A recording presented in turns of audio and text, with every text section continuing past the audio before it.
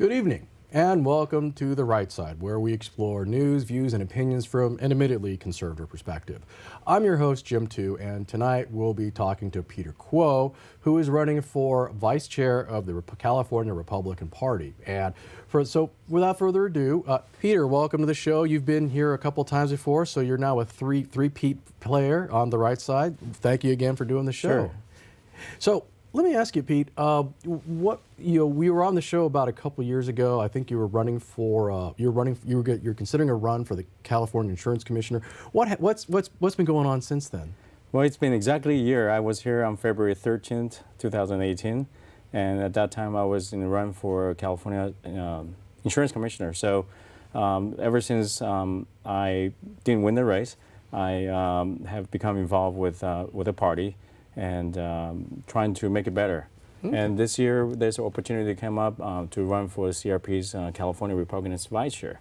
So I am grabbing the bull by the horn and hoping I can win it and to bring more people to the party. Okay. Was there anything that particularly motivated you to run for this particular position as opposed to some other office or some other position within the California Republican Party?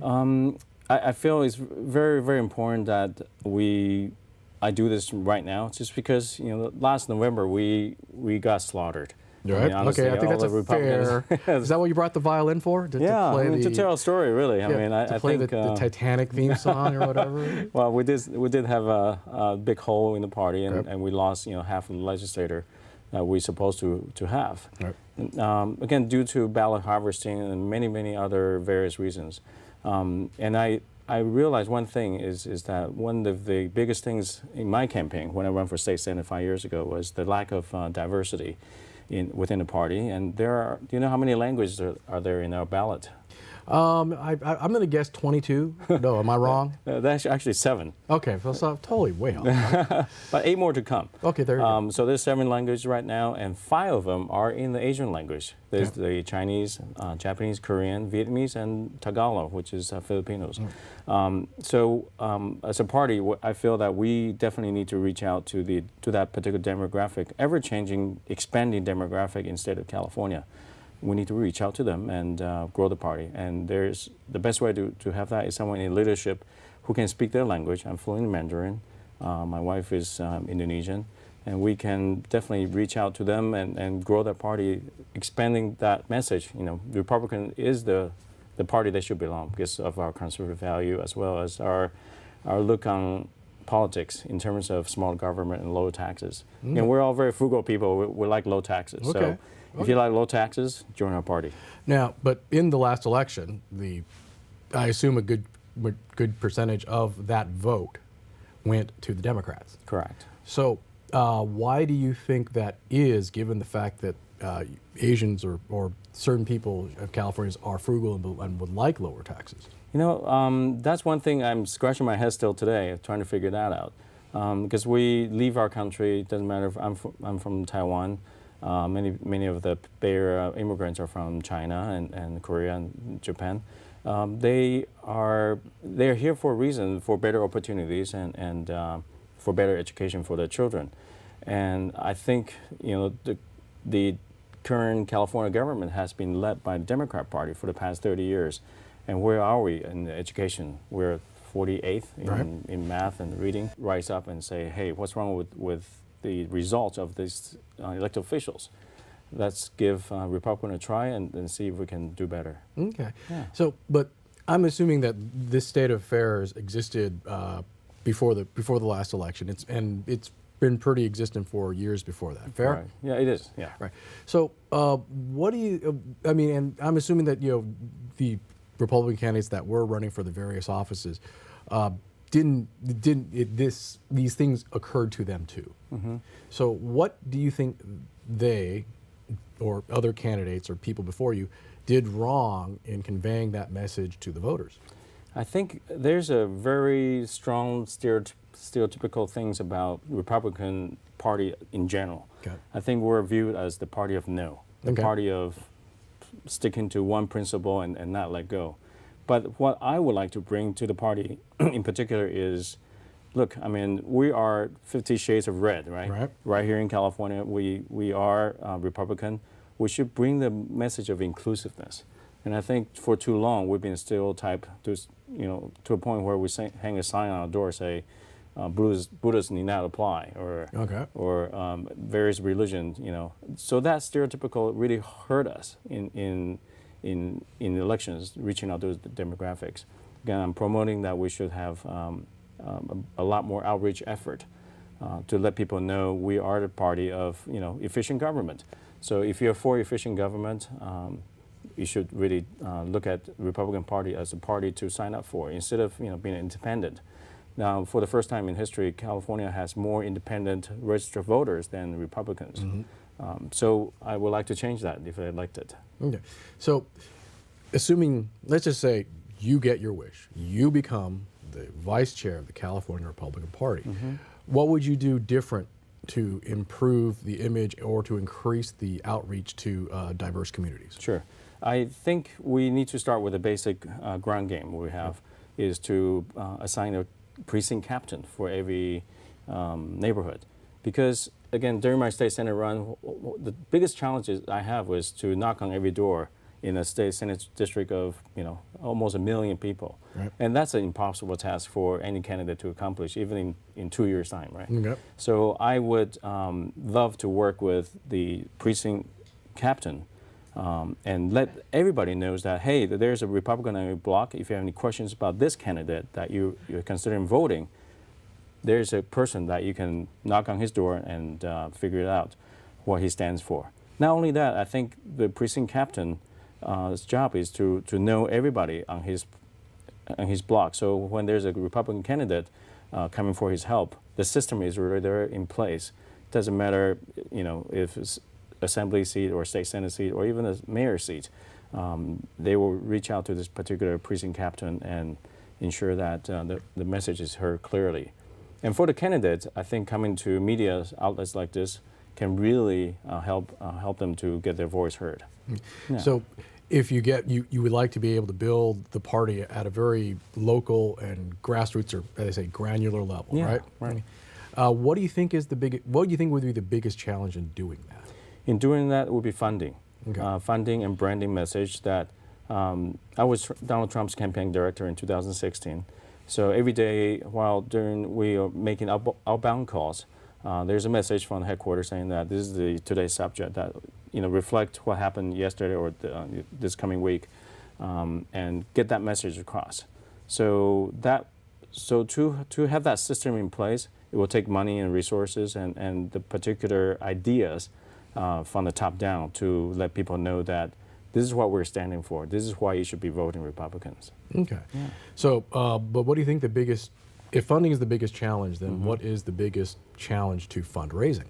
To fundraising, and that's where my skill set comes in. Okay. As an advisor for many startups, I have helped them to get the messaging correct.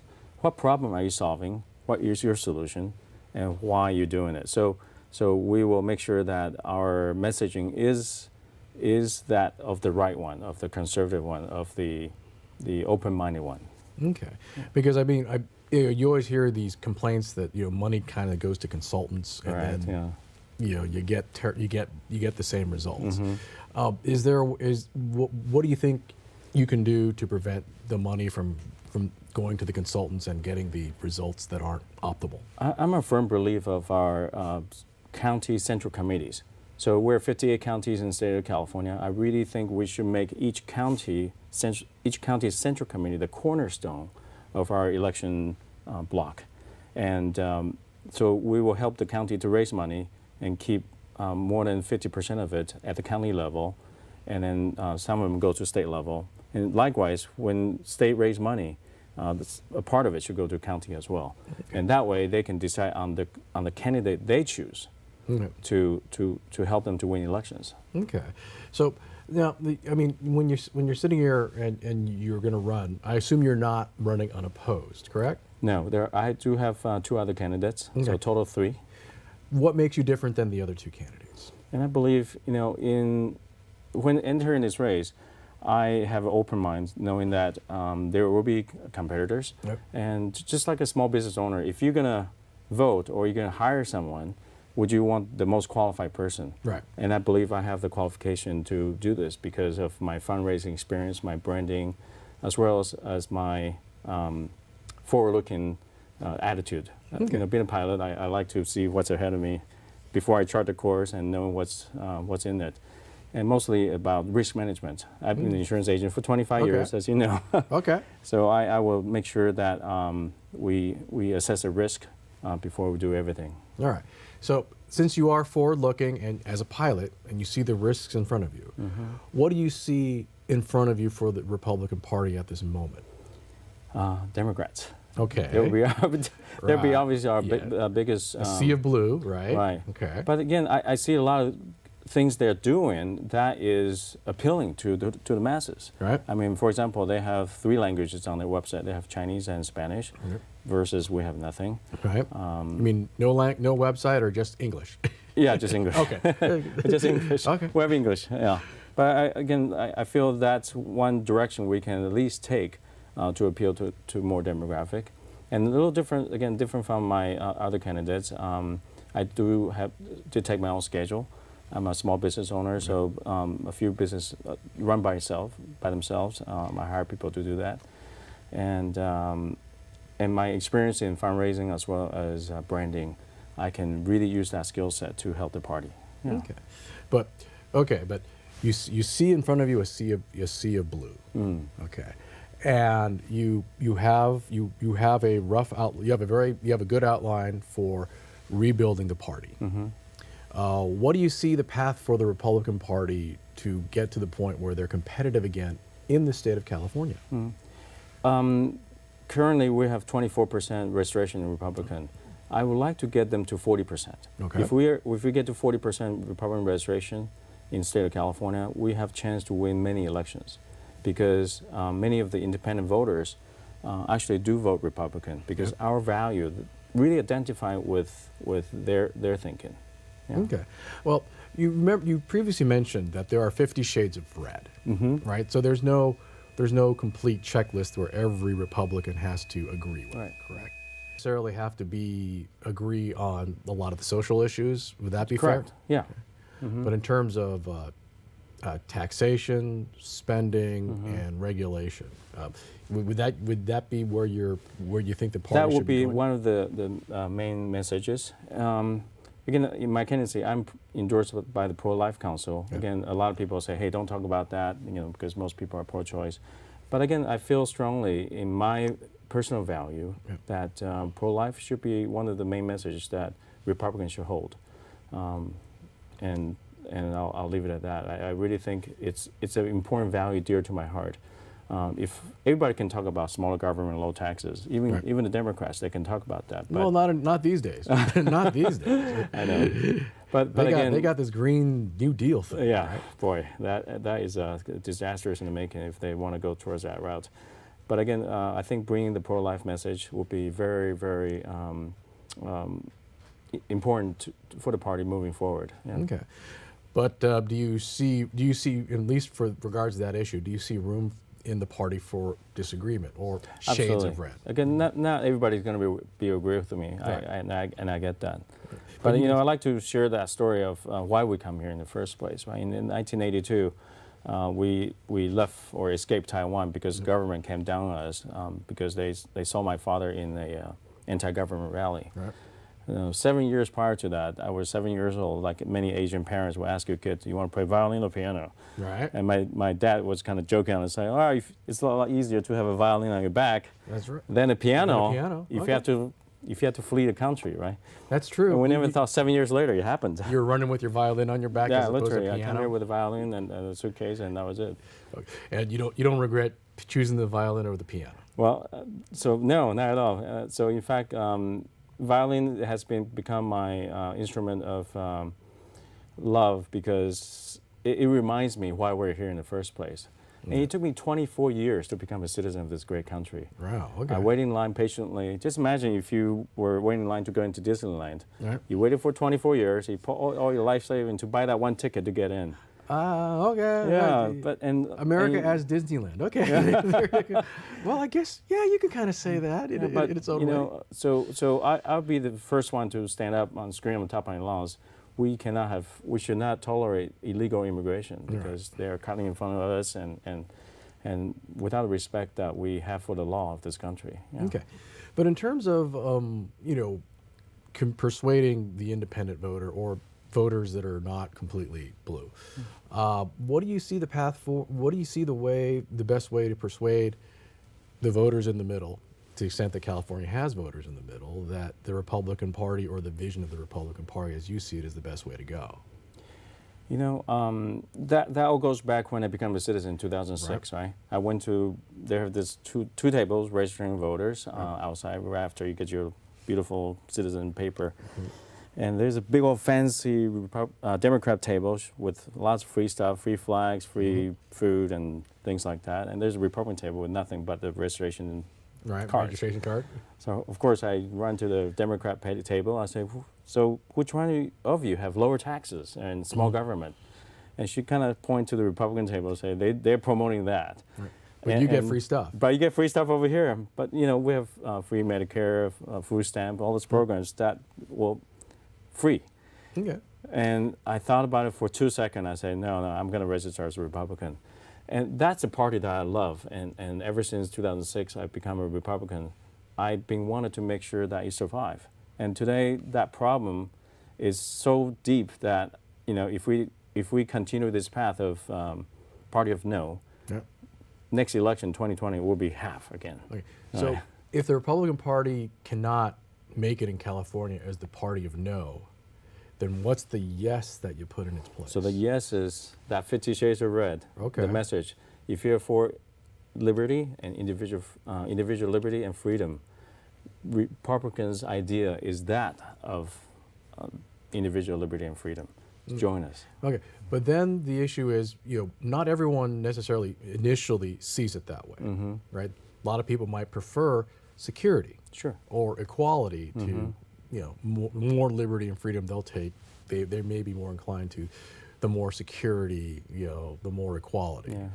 So what is it? What do you think it's going to take in terms of a messaging thing or a vision, or in terms of persuading people that the liberty freedom model is better than the security equality model? Because that's basically the choice, isn't it, between the Republicans and the Democrats? So what do you think, beyond the person who's already inclined to choose freedom, how do you get the person who's kind of on the middle to choose freedom over security? Very good question. And I think in terms of the difference between Democrats and Republicans, there are, of course, a lot in terms of size of government, and I don't need to tell the audience on a daily basis we hear this government overreaching. They can decimate a business overnight. Many of even my opponent's bail bond business was destroyed overnight with one law that passed. Well, that's true. That there's no longer bail bond in the state of California. Right. And so if you were that individual affected by the Democrats' policy, wouldn't you want to look into what's next and what's the next business that they're going to take away? And there are many, our insurance industry is coming attack as well. When Obama care happened, many of the insurance agents lost their jobs because they were selling health insurance. Okay. Yeah. So are they going to do car insurance next? Are they going to take care of home insurance next? We don't know. Again, that's the party that you choose. Democrats are doing. So if you don't see that, I don't know what else to say to you. Well, I wouldn't be part of being as the vice chair is to help people see that they could be next. Yes, yes, they could be next. And just as my family had, 36 years ago. I mean, your way of making a living could be outlawed by just one law. Or if you're against the party in charge, they could come in and just take away your livelihood, just like they did with my dad. That's true, but the message always for the Democrats is, well, we'll provide you something else from the state. Right? And so how do you, so at some point you need to persuade enough people that being able to have the freedom to make your own way in the world is superior to having the security of the state providing for you or providing a job for you. So I think that is a message we really have to get it out there. But and so the question is like I think we'll both agree because we have our opinions that the making your own way and having the freedom to make your own path in the world is superior to having your path chosen for you. But how do you persuade? I think the challenge would be to persuade the average California voter that, correct? I always like the rule of threes, right? Right. If you're not happy with the current education, choose Republican. If you're not happy with the amount of taxes and high gas prices you're paying at the pump, take a look at the Republican Party because we tried to stop the Prop 6 and we didn't stop it. People chose to have 34 cents extra, actually maybe more per gallon. Yeah. Well, the high-speed rail ended. Right. That happened today, which is a good thing. But the news today wasn't completely pull the plug, but they are scaling it down. Well, I mean, if you want to go to Bakersfield to Merced, in record time, because we know there's a big traffic jam on the 99 between Merced and well, because I know the Republican Party still is strong in the Central Valley and in the far northern parts of the state, and maybe in the eastern part of the Inland Empire. But in terms of reaching out to areas in the San Francisco Bay Area and LA County area, are there ways that you see that the Republican Party can improve its outreach to those areas? Definitely. And I think having someone speak their language, again, we will have coalitions with the Vietnamese, Korean, Japanese to make sure that the coalition do their job to outreach to them with the same message of, again, individual liberty and freedom. And because they really identify those values with us because they escaped that to come here for this. So we'll encourage them, take a look at us. And not only we need to reach out to the current demographic, we need to start at the youth, the college Republicans, as well as even high school. And I was a president for the Rotary Club here in Silicon Valley. And they have a program for Interact, which is their high school kids, and they have the Rotaract for the college kids. And I'll be first one to be saying we need to do the same. We need to start them when they're, let them know, let them make the, present the truth to them, and let them choose on the judgment-wise. All right. Now, it's interesting because I do see reaching out, but most of the kids go to public schools here, right? And my suspicion is that the public schools teach a certain way, and people come out with a certain default point of view, and that might be one of the reasons why the state went from Reagan Republican in the 80s all the way to what we have now. So, do you see a way that we can break that particular meme, so to speak, of thinking that you get from when you're in elementary school all the way through college, where, for the most part, it tends to inculcate those values in California. Do you see a way that you can break that paradigm shift or paradigm of thinking? I believe we can. I really believe we can, by presenting the truth to the high school kids, to the college kids. And there's more truth out there than you and I know. And by presenting the truth, let them choose. I mean, I think that will be the easiest way. Well, in addition, the state of California does have its challenges, despite the fact that the Democrats run everything, right? We have pension liability, we got, and we have a high cost of living. Assuming that the Republicans eventually do take over, they're going to inherit a mess. Would you fair to say? Yeah. Do you have any ideas on how that mess gets fixed? I think we both know that the fiscal cliff is coming in California. If not, before 2020, the pension, problem is going to hit us, and all the money that we have budgeted for, it will be paying for people who already retire. Again, we need to start waking up to that reality by saying, hey, if this happens, are we going to continue to keep that promise? I think we should keep that promise to the people who retired, that promise we made 50 years ago. But moving forward, we got to put a stop to this in terms of wasting money, because California cannot declare bankruptcy because we states can't declare bankruptcy. Right, we can become insolvent, and that insolvent could be 365 days from today. Yeah, that could be. Well, there's what they can say. You're always one recession away. Yeah, but But again, back to your question, the reality is, are we going to win the elections in 2020? Right. No. No, it's very unlikely. So people, when that physical cliff happened, people realized this is all Democrats doing in the past 40 years. And if you continue to vote Democrats in, this is what's going to happen with the state. And luckily, you know, a lot of people still have movement, freedom movement. We can actually simply move to Nevada or something like that, the one that's producing and paying the taxes. Right. But, you know, if they want to take away Prop 13, then that would be the end of California as I know it. Yeah. Well, we both agree that the Republicans are going to take over the state right away. But assuming that you do win, what are your short-term, let's say 6-month metric for success, or 2020 metric for success should you win? Okay. We got about a couple minutes left, so I'll give you the 30. Give me the 30-second spiel of what fiscal responsibility. We got to fix that. Okay. Again, screen on top of our lungs and realize that a lot of things can be solved by having good financial discipline. That's number one. Number two is that we need to fix our education system. Okay. Again, in a very short period of time, thank goodness we got rid of Common Core, I think. Okay. Right? So fix the education system. And then number three is make sure that we have efficient government. You know, trim the waste.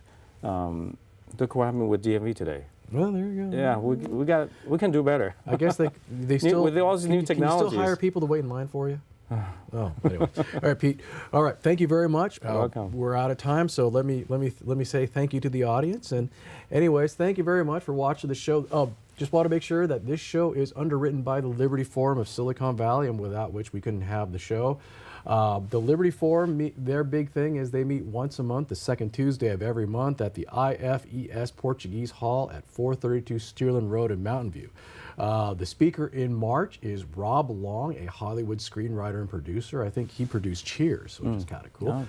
And in April, the speaker is Robert Sirico, founder of the Acton Institute for the Study of Religion and Liberty.